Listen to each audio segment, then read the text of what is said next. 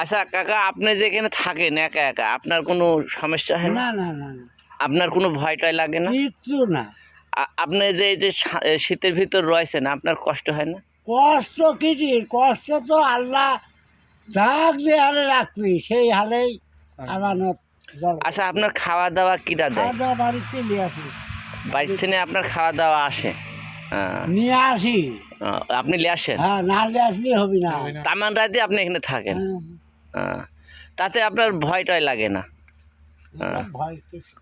Guys, আপনারা দেখেন, আমরা মুরব্বীর সাথে কথা বললাম, মুরব্বীর জায়গা দেখালাম। মুরব্বী এখানে তামান রাতে একা একা থাকে। গাইস, আমার এটা ভিডিও করার উদ্দেশ্য যে মানুষ, গরিব মানুষ খুব কষ্টদায়ী জীবন, কষ্টের ভিতরে গরিব মানুষ থাকে।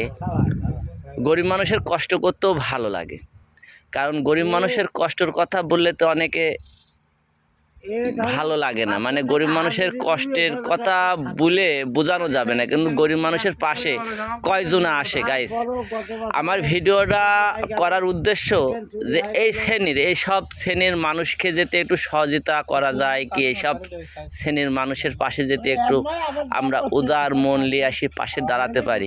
তো গাইস, হয়তো আমাদের জীবনটা সার্থক হবে।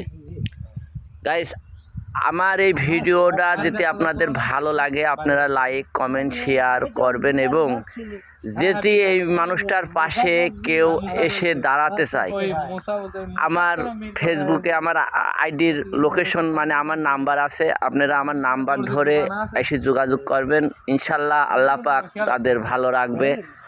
সহযোগিতার হাত বাড়ালে হয়তো খুব ভালো লাগবে।